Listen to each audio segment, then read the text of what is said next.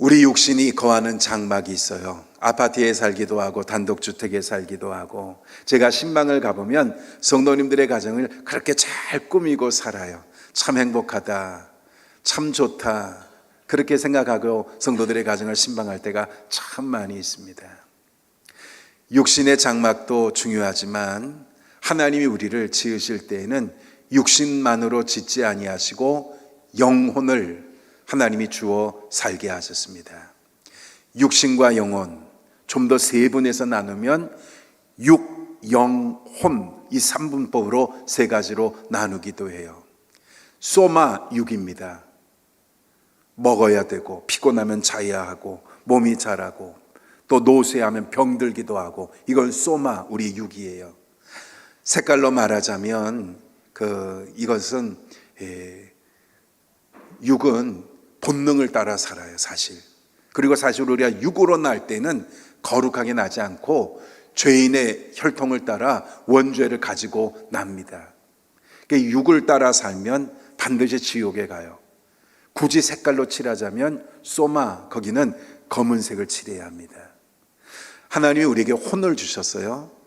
혼은 모든 사람들이 느끼는 감정, 감각, 생각, 느낌, 이런 것들이에요.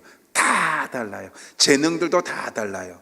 색깔로 칠하자면 이것은 빨주, 노초, 파남보, 5색 찬란한 12색 크레파스를 펼치고 각양의 색깔을 칠하듯이 찬란한 빨간색을 칠하는 사람, 초록색, 노란색, 다 아름다운 자기들만의 느낌이 있고 감정이 있고 감각이 있고 생각이 있고 지능이 있고 다 재능이 있고 달란트가 다 달라요.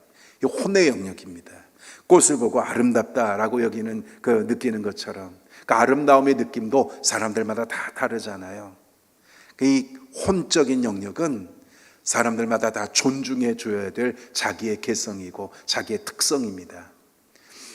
그런데 이 사람에게 육과 혼만 있는 것이 아니라 푸뉴마가 있어요. 이 혼은 푸시케라고 해요. 푸시케. 푸뉴마는 영인데 그것은 이 땅에서 온 것이 아닙니다. 그건 하나님께로부터 왔어요. 하나님이 하나님의 영을 우리에게 불어넣어 주셔서 우리가 영적인 존재가 되게 했습니다. 그래서 이 푸뉴마, 하나님의 영은 하나님의 형상이고 하나님의 거룩함이에요. 당신은 존귀한 사람입니다. 당신은 사랑받기 위해 태어난 사람입니다. 우리가 육으로가 아니라 우리 안에 영이 있으니까 우리는 존귀한 사람이고 하나님의 형상을 받아 우리는 사랑받을 만한 사람인 거예요. 색깔로 칠하자면 우리 사람의 푸뉴마는 아주 하얀색, 한 점의 흠도 티도 없는 하얀색, 순백색, 이게 우리에게 있는 이 하나님의 영입니다. 그러니까 내게 육으로는 죄악의 속성도 있지만 하나님이 나에게 거룩한 영도 허락하여 주셨고 하나님이 이 세상을 존귀하고 거룩한 하나님의 백성으로 살게 하셨어요. 우리 육은 이 세상에 거하지만 우리 영혼은 하나님의 교회에 거해야 되고 하나님의 말씀을 들어 영혼의 양식을 삼아야 하고 하나님 앞에 기도하며 영혼의 호흡을 해야 합니다. 우리 믿음은 자라야 하고 믿음이 자랄 때 우리 영혼은 기뻐하고 우리 영혼은 충만한 은혜 속에 거하게 됩니다. 육을 다 가져도 영혼이 메마르면 행복하지 않아요. 세상에 많은 사람들의 조건이 그렇습니다. 세상에 많은 것을 가지면 부자로 살면 그러면 행복하리라. 그러나 사람의 행복은 육에서만 오지 않아요. 건강해도 당연한 줄 알아요. 내가 내 삶에 많은 거 있어도 당연한 거다고 생각하지 건강한 거 가지고 더 나아가 감사하는 사람 많이 없어요. 그렇지만 우리 영혼이 잘 되면, 우리 영혼이 은혜로 충만하면 누가 감사하지 하라 그러지 않아도 내 입에는 감사가 나고, 내 영혼이 충만하고 은혜가 가득하면, 내 영혼이 살아 숨쉬면, 살아있으면 여러분 정말 매사가 기뻐하고 감사하게 행복하게 그렇게 사는 겁니다. 여러분, 우리는 육신만 위해 사는 자가 아니라 영혼을 위하여 살아가는 여러분들 되기를 바랍니다. 사람이 죽으면 그만이지 영혼이 어디 있어?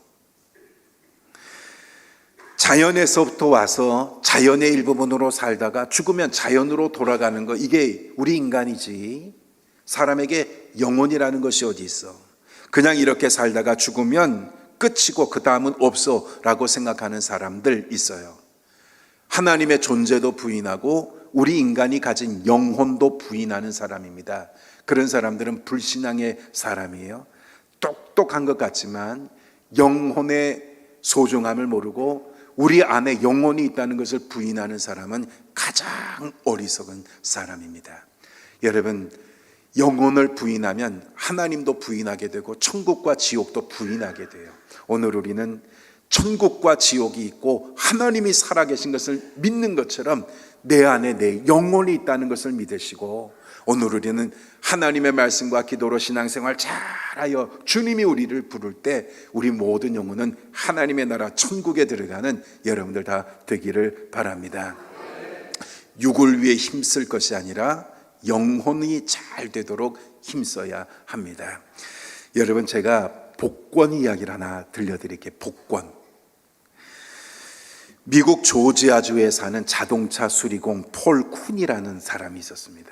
그 아침에 출근하면 자동차 고치는 일에 땀 흘리고 하루 종일 일하고 해가 지면 퇴근하는 사람이었어요. 그러니까 그는 큰 돈이 생기면 행복할 거라 그렇게 생각했습니다. 그러다가 어느 날 폴 쿤이의 어머니가 그에게 복권을 한 장 줬어요. 그리고서 그 복권을 선물 받아서 그렇게 맞춰보니까 이 복권이요, 특등에 당첨이 됐어요. 특등. 1등도 아니고 특등. 당첨금들이 모이고 해서 그게 당첨이 된 거예요. 근데 얼마인가 하면 하나로 240억 원 당첨금을 받았어요. 여러분, 어머니가 복권 주시면 잘 받으십시오. 이 폴쿤이가요 너무너무 좋았어요. 근데 방송에 인터뷰했습니다. 축하한다고, 이제 큰 돈이 생겼으니 당신 행복할 거라고. 그랬더니 폴쿤이가 저는 여전히 제가 하고 있는 일을 계속 할 것입니다, 그렇게 인터뷰했고, 그 폴쿤의 말에 사람들이 더 큰 박수를 보냈습니다.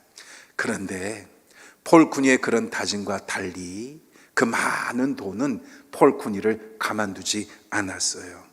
1년 후에 자기가 일하던 그 직장, 그 자동차 수리하는 그 회사를 인수했습니다.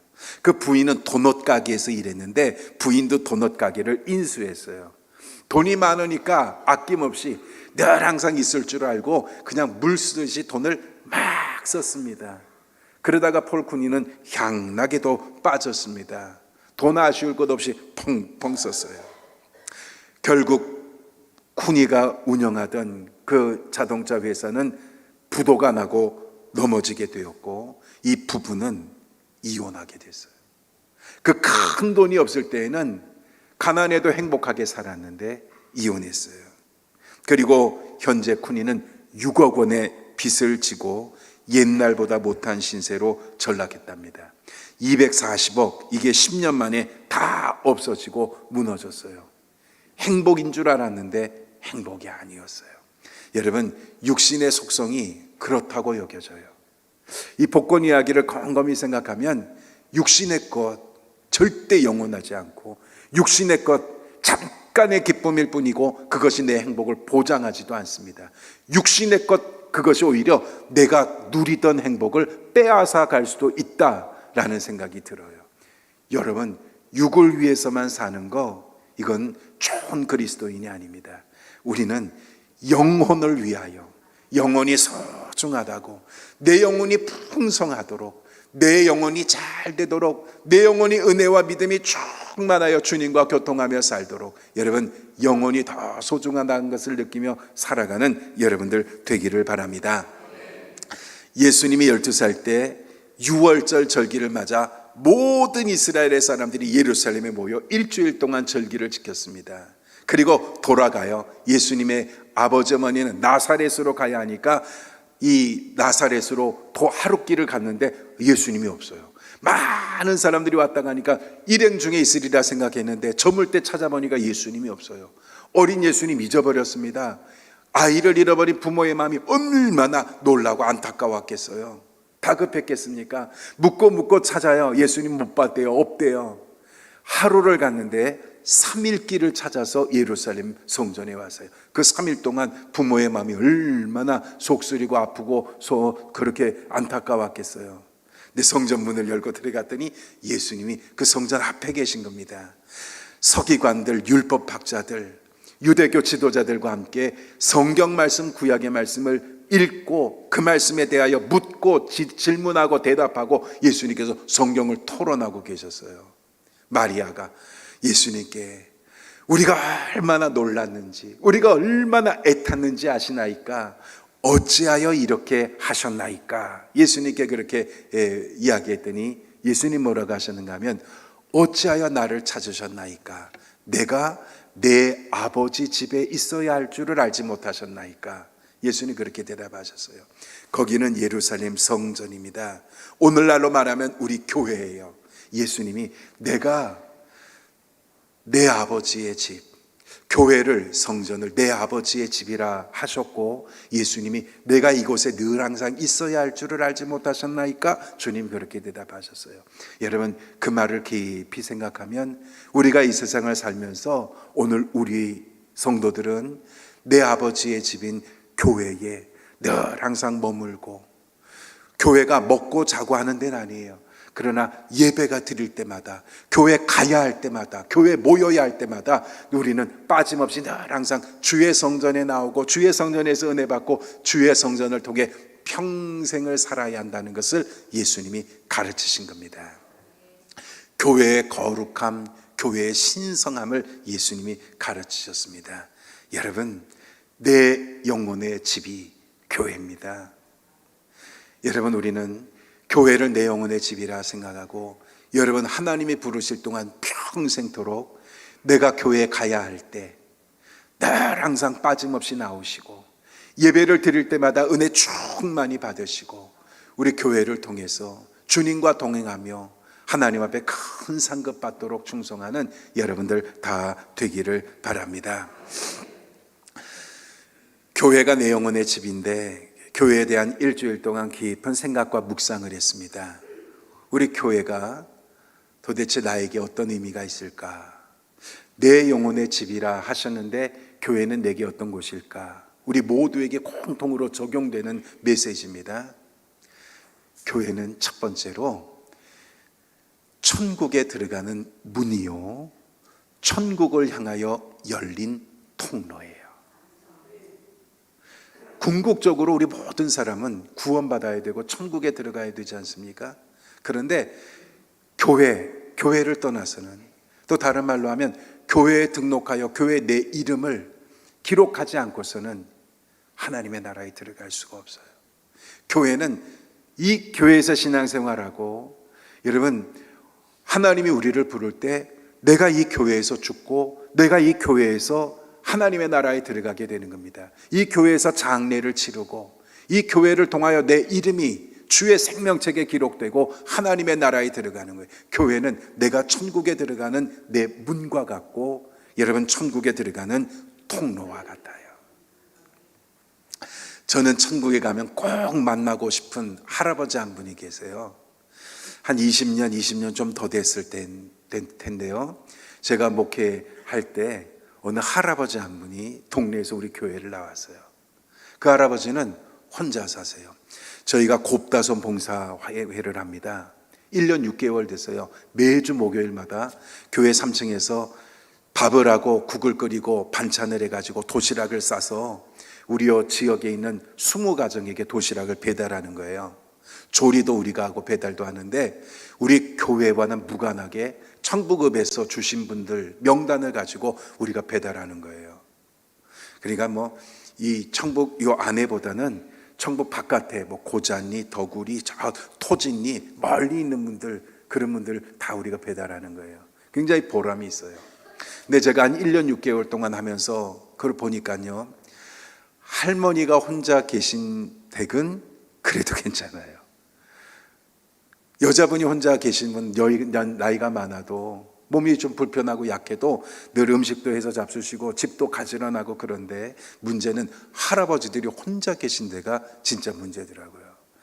할아버지 혼자 계시는 잡수시는 것도 참 부실하고, 그런 할아버지 혼자 계신 집들은 가보면요, 참 깨끗하고 단정하지도 않아요. 참 그래, 마음이 아파요.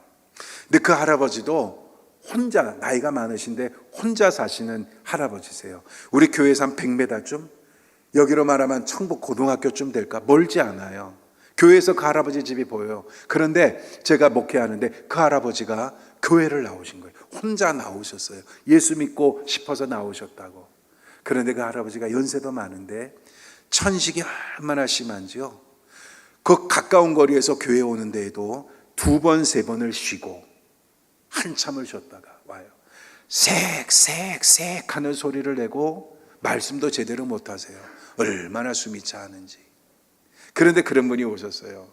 그리고 신앙생활을 시작한 겁니다. 제가 성경도 많이 가르쳐 드리고 손을 붙들고 저 따라 기도하세요 하고 회개 기도도 드리고 영접 기도도 드리고 주일날 꼭 오시고 수요 예배도 그렇게 나오시고 그러셨어요. 할아버지 혼자가. 근데 어느 날 어깨가 아프시대요. 어깨가. 그러면서 제가 동네 병원도 모시고 갔어요. 약도 주고 주사도 맞고 그러셨어요. 근데 이 어깨에 혹이 나는 겁니다. 근데 이 혹이 2, 3개월, 4, 5개월, 한 6개월에 혹이 커지는 게 되게 느껴지고 보여요. 어깨에 혹이. 그러면서 팔도 너무 아파하시고 동네 병원에 가면 약 맞고 주사 맞는데 별 차도도 없으시고. 그래서 제가 큰 병원을 모시고 갔어요. 그랬더니 이게 암이시더라고요. 암. 그리고서 어떻게 치료도 못하고 가족도 가까이 있지도 않고 그러면서 믿음으로 신앙으로 기도 잘 해드리고 얼마 되지 않아 그 할아버지가 돌아가셨어요. 교회에서 장례를 다 치러드렸습니다. 그러면서 제 마음 가운데 그래도 그 할아버지가 나이 많아 늦게 교회에 오셔서 목사님과 함께 영접 기도하고 불과 한 1년 6개월 될까요? 교회에서 신앙생활 잘 하시다가 세상을 떠나셨어요. 제 마음속에 이 할아버지는 구원받으셨다. 천국 가셨다. 물론 천국 가셨죠. 그런 확신이 들고 장례하고 장례 마친 다음에 마음이 참 편했어요. 지금도 천국에 가면 그 깡마른 할아버지 늘 항상 쌕쌕하고 앉아 쉬시면서 교회 나오시던 할아버지, 그 할아버지 천국에서 보고 싶어요. 여러분, 교회는 이렇게 이 땅에 있는 모든 사람들이 하나님의 나라 가기 위한 통로, 할렐루야, 하나님의 나라에 들어가는 문, 이게 바로 교회예요. 그래서 교회는 내 영혼의 집인 것입니다. 교회의 소중함을 오늘 우리는 알고 깨달아야 되겠습니다. 두 번째로, 교회는 예수님이 계신 곳이에요. 예수님이 교회를 내 몸이라 하셨고 또 교회의 머리가 예수 그리스도시라 하셨어요. 교회는 천국에 들어가는 문이요 통로가 될 뿐만 아니라 이 교회에는 예수님이 계십니다.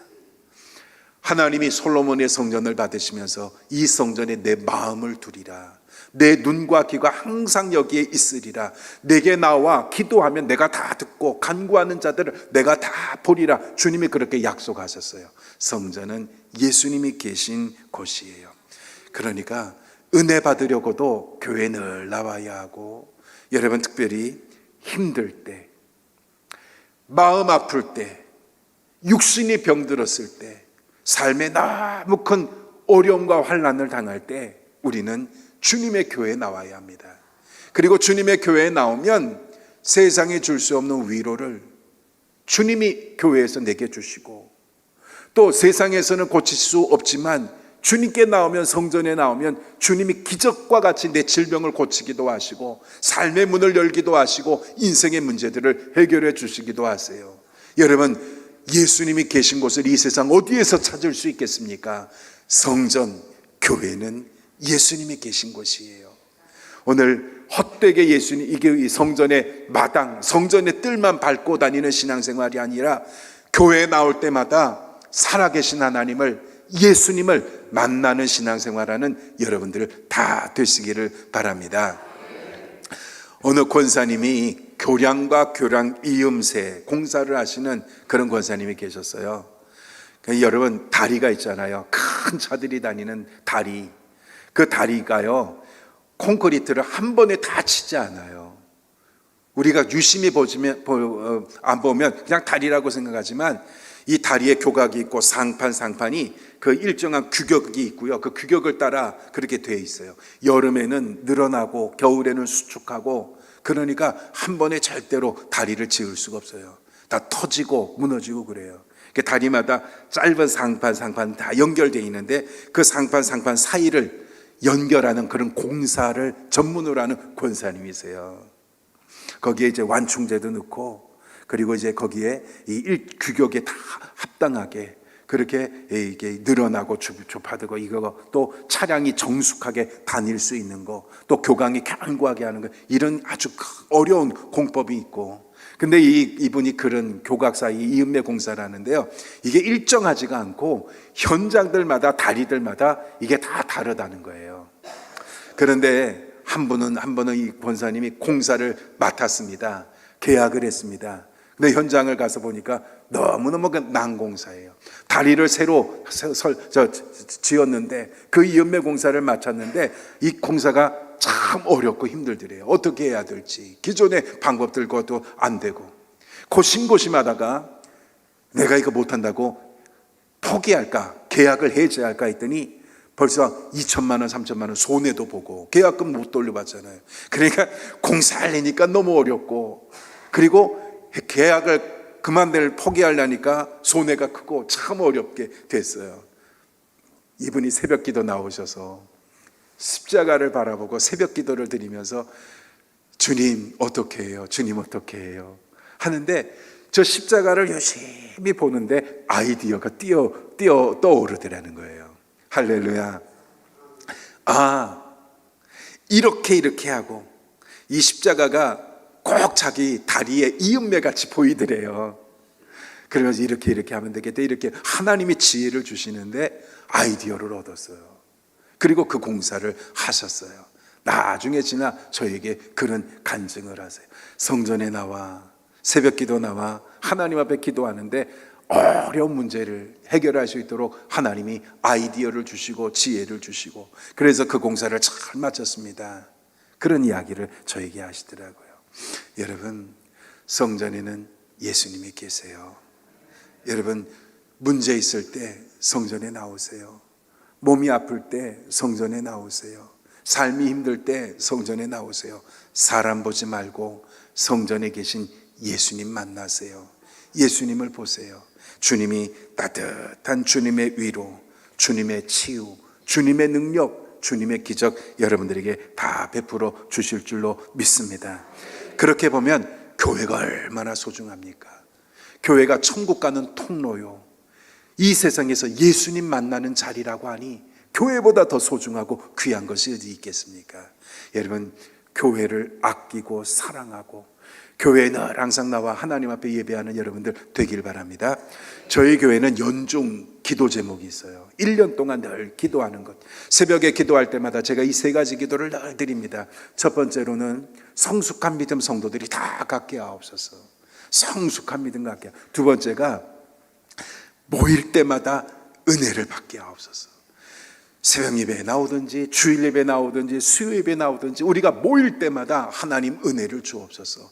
모일 때마다 하나님 은혜를 받게 하옵소서. 그리고 세 번째가 우리 교회가 성장하여서 하나님의 큰 뜻을 이루는 교회가 되게 해줍니다. 이 세 가지 기도를 늘 드립니다. 여러분, 우리 모일 때마다, 주의 성전에 모일 때마다 은혜 충만히 받는 교회가 되기를 바랍니다. 오늘은 어떤 은혜를 주실까? 오늘은 어떤 말씀을 주실까? 예배 드리면서 은혜 받고, 주님 생각하면서 은혜 받고, 삶의 모든 일들이 풀어지고 해결되고 치유함을 받는 여러분, 그런 신앙의 생활하게 되기를 바랍니다. 교회에 어떻게 나와야 할까를 말씀드리고 싶어요. 그런 교회에 우리가 나올 때마다 어떻게 나와야 할까? 시편에 보면 이스라엘 백성들은 예루살렘 성전에 올라갈 때마다 부르던 노래가 있었어요. 임내송과 같아요. 성전을 향하여 나아가면서 부르는 노래. 그건 개인이 부르는 게 아니라 그 사람들이 다 이구동성 한 목소리로 한 가사의 찬송을 부르면서 주의 성전에 올라갔어요. 그 찬송이 시편 121편부터 134편까지 있었어요.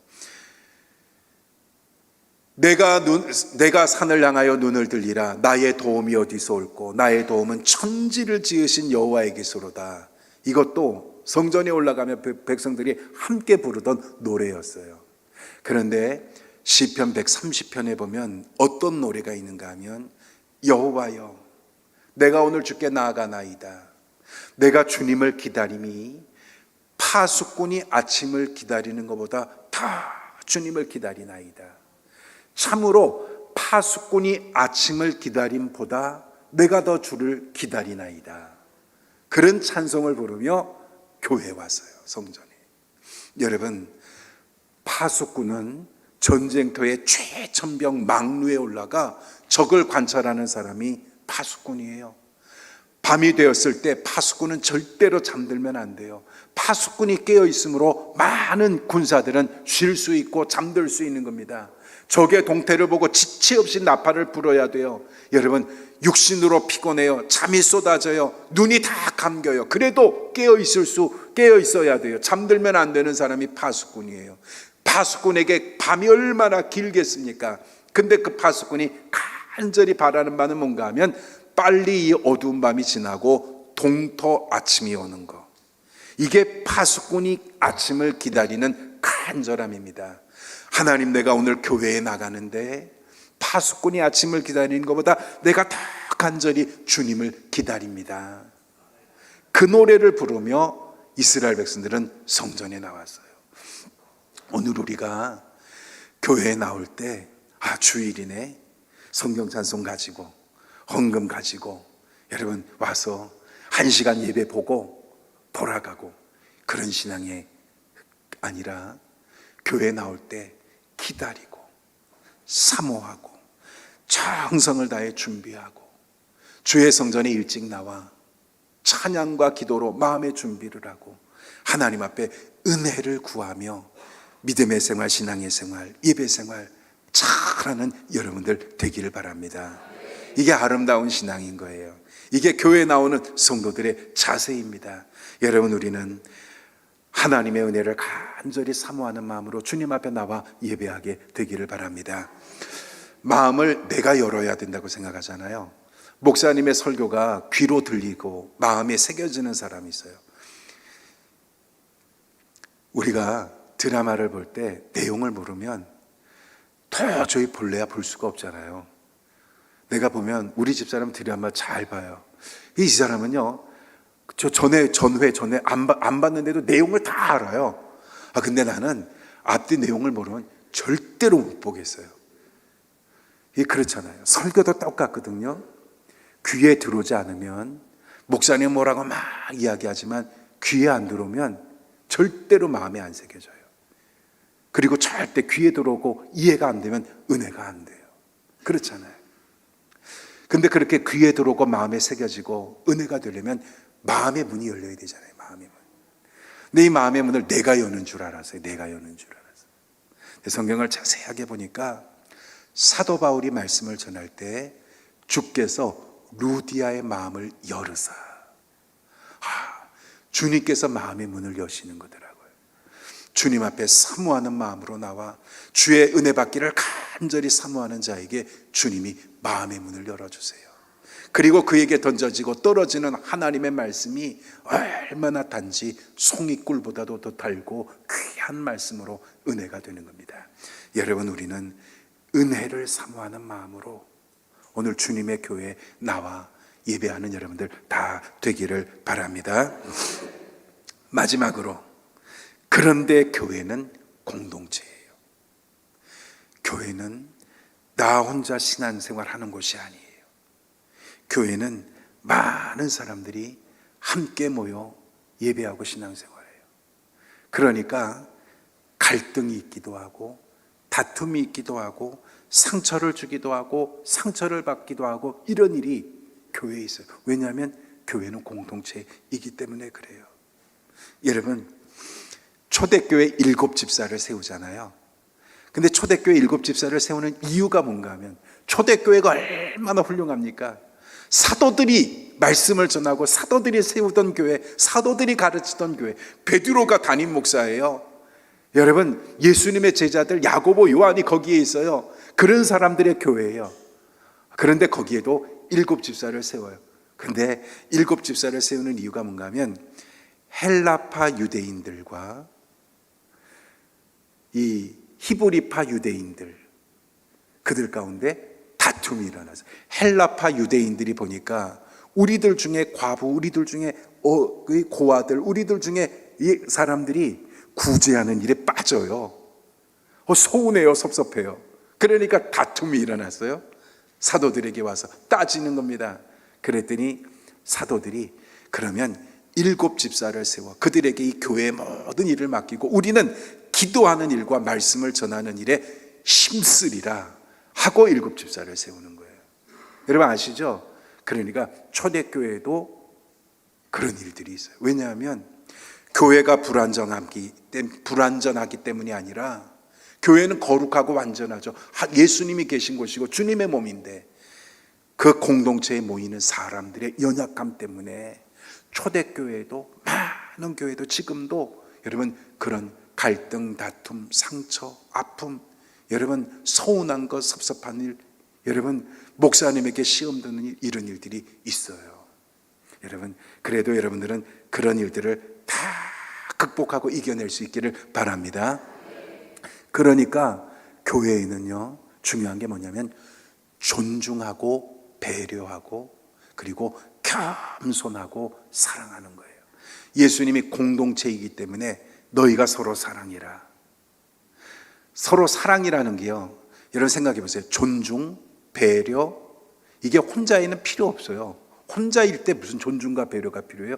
더불어 있을 때 존중과 배려. 겸손도 혼자는 겸손이란 단어가 성립 안 돼요. 사람들과 함께 있을 때 겸손인 거고, 사랑도 혼자 있을 땐 사랑이란 말이 쓰지를 않아요.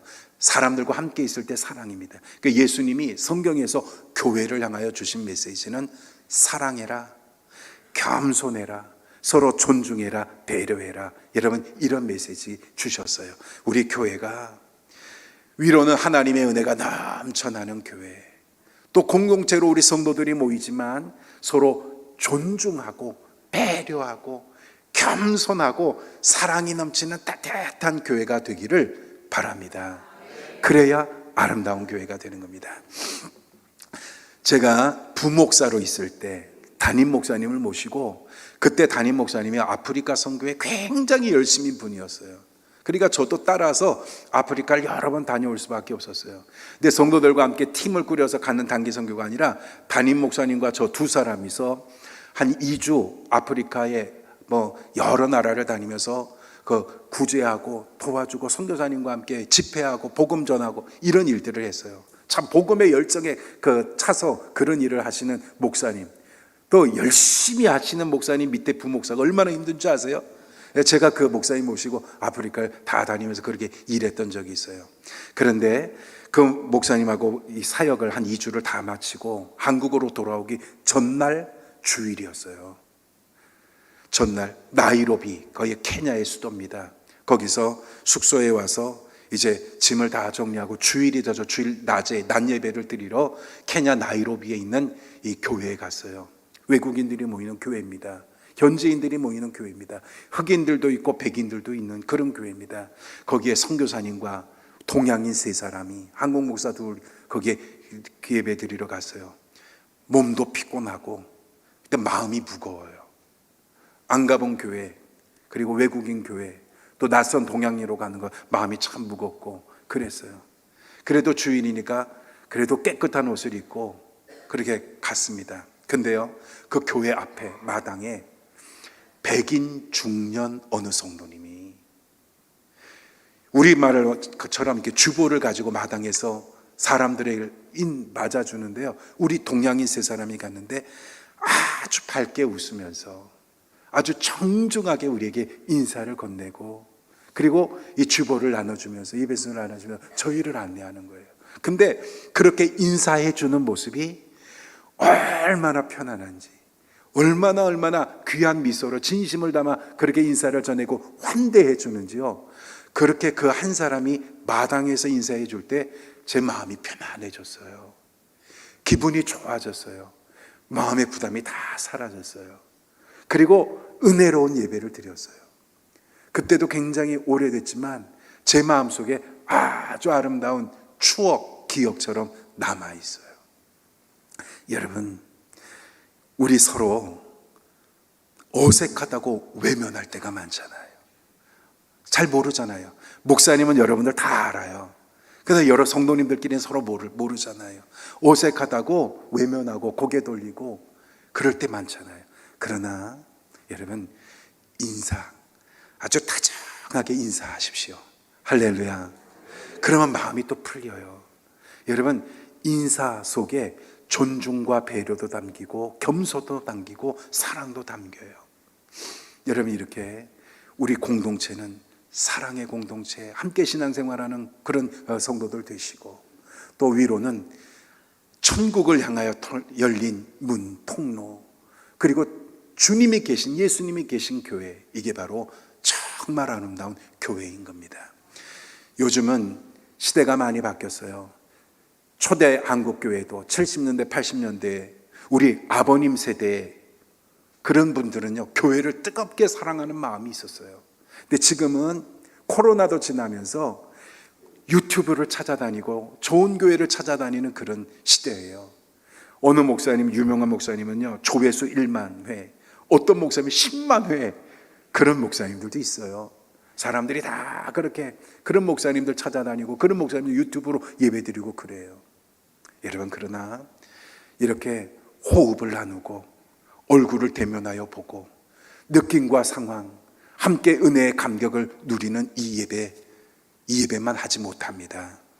여러분, 우리는 좋은 교회, 좋은 메시지를 찾아다니는 성도가 아니라 우리가 평안하여 든든히 서가고 또 성령의 위로와 하나님의 능력으로 진행하여 구원받는 수가 더 많아지느라 오늘 사도행전 9장 31절 말씀처럼 좋은 교회를 만들어갈 수 있게 되기를 바랍니다. 교회는 내 영혼의 집입니다. 교회 아끼고 사랑하시고 우리 교회를 통해 천국에 들어가시고 우리 교회를 통해 예수님과 동행하고 그리고 우리 교회 공동체 사랑이 배려와 존중 아름다운 이 동역이 넘쳐나는 좋은 교회가 되기를 바랍니다. 기도하겠습니다. 하나님, 내가 사는 동네에 하나님이 아름답고 좋은 교회 세워주신 거 감사합니다. 교회를 아끼고 사랑하게 하시고 교회가 내 영혼의 집이라 여기고 이 교회를 통해 많은 영혼을 구원할 수 있게 하옵소서. 예수님의 이름으로 기도하옵나이다. 아멘.